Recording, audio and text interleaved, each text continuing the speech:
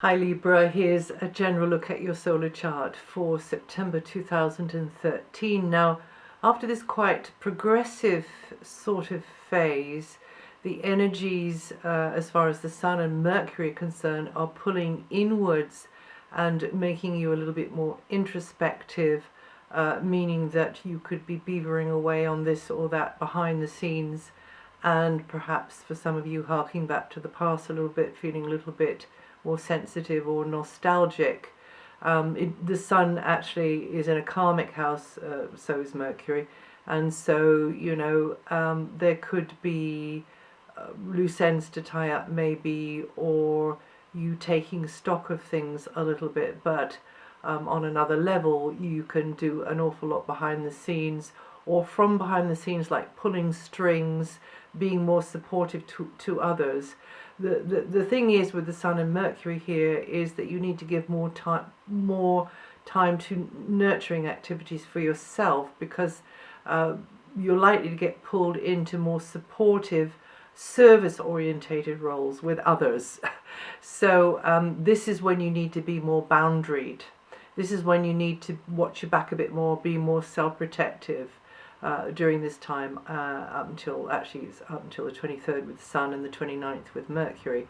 And then the Sun moves into your own sign from the 23rd, and that's going to be a very different kettle of fish.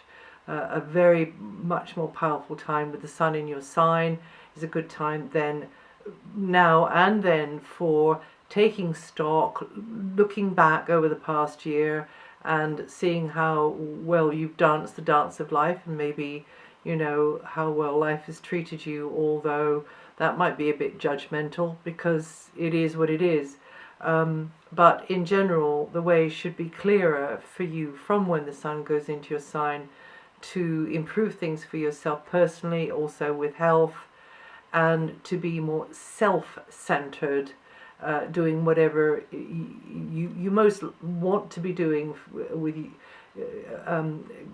going in the direction that you most want to be going in, and aims, ambitions, and so on, whether that's to do with your physical, whether that's to do with your outer image, whether that's to do with professional goals, whether that's to do with something spiritual or something emotional, and just to give more time and energy to all that, and to feel the empowerment that that brings, because you have permission, you've got the space for this.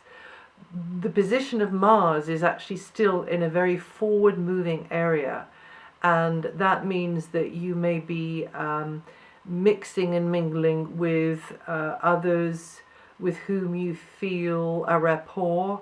You could be connecting with old friends, making new friends, or just new contacts at this stage, but also tapping into a group of others with whom you have something in common.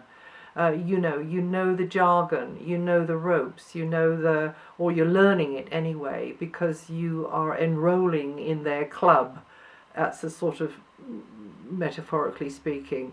You are getting used to the hierarchy, or you are moving in amongst the hierarchy. And due to certain others, though, life can become more demanding, or it can become more annoying, in fact, and you've just got to be more, seize the initiative, be more decisive. Don't waste time waiting for others to make up their mind, within reason, of course, because you don't want to be hasty. Anything to do with Mars means you might be a bit hasty, so don't be hasty. Don't lose hope too quickly. Don't give up too fast, and certainly don't allow others to tire you out with time-wasting type activities or chat or whatever. You want to be getting on, you want to be moving forward in this very forward progressive energy or field that Mars is in. However, you seem to be doing it more in the background or from the background. So maybe you're keeping an eye on things from the background. Maybe you are sort of closeted a little bit more, or in a bubble with others, and that's very much an online scenario where you're sitting on your own, but you're actually tapping into hundreds and thousands of other people. So it can be a bit like that, or maybe it's something a little bit more modest where you're just keeping an eye on the kids, and doing it as a sort of service and to help out others. So it might not just be your kids if you've got kids. And putting yourself out a little bit more. There's definitely an energy here of putting yourself out more, of going the extra mile, of really burning the midnight oil. And however, Mars is in this very progressive area, so you can actually cover ground, make progress, and make improvements as long as you don't allow others to tire you out. Get thinking or acting or behaving or doing something in a very different kind of a way, maybe. It's very future orientated, so you've got to be flexible and innovative, flexible and adaptable, because this area is innovative. This area is not what you're used to so much. So even though you can connect in with others who talk the talk, speak the jargon that you're familiar with or you're trying to get familiar with, you also need to be mega supple to kind of fit into it, maybe in a slightly different kind of way, or come at it from a different kind of an angle. So, but it's definitely great to have Mars there, because it's a phase when you can get the ball rolling in friendships, through groups, networking, anything which is taking your life into the next sort of stage, as it were. But still doing it in this more background way. It's not, firing on all cylinders. Until the 9th, Mercury is working from the same more introspective, deeper levels, more on a hunch type level as the Sun. Maybe a lot is kind of in your mind, up in the air. Oh, should I do this way? Should I go there? What if I wait? Where's that phone call? Where's that answer? It can be a little bit like that. Things are just mentally 6s and 7s a little bit. But there could also be you connecting with others very much from behind the scenes, or through a special kind of group or little kind of bubble with others. And and then and also dream work and anything to do with your subconscious, that'll be highlighted very strongly with Mars here. Listening to that, and also you working on yourself. Maybe some of you want to be using the position of Mars to work on yourself and to move beyond what's old patterns, old knee-jerk responses that are now getting in the way of your happiness and your well-being. So it can be like that for you as well, because with so much Pluto and Uranus around for your sign Libra, that probably wouldn't be a bad path to travel for a while, or whenever you can, is to have a mega declutter and get out of your own way, really, from your early patterning in some areas. Because the universe is doing a super makeover job on your sign. Now, from the 9th to the 29th, Mercury is in your sign, making you much busier in your head, more out there, more mixing with others, more in the stream of information exchange. There could be more paperwork, correspondence to get your head around, also communications equipment, vehicles, anything connected to travel and transport, schedules, that kind of thing. You could be having to get your head around that too. But it's definitely a time to develop people skills and to express your intentions clearly, not to assume others know this or that or the other, and definitely avoiding getting wires crossed. Until the 11th, your ruling planet Venus is helping you with in a material way, and is in your sign. Ooh, whoopee. Venus in your sign until the 11th is great. You come across in a very appealing way to others. You might catch somebody's eye because there's just this kind of aura around you, Venusian attractiveness. So work that one. Even when Venus moves out of there on the 11th, you could still feel this energy of, but more external to yourself. With Venus in your sign until the 11th, it's emanating almost like channeling through you. And there's this sort of, as I say, sort of allure that is kind of wafting like a perfume. It is strange but true. So you need to support that energy, of course, and maybe do something with your hair or do something with your look in other ways. But it can make you cross paths with maybe somebody very attractive who finds you attractive as well. With Venus here, you tend to come across as more welcoming, more persuasive, more charming, which is good news for the business side of things also. But you are feeling more self-indulgent. It is actually a great time to do something with your body, like a makeover or a diet regime or something like that, and really kind of work hard with that Venus energy. And if you're listening to this in August, you will have now Venus in your sign.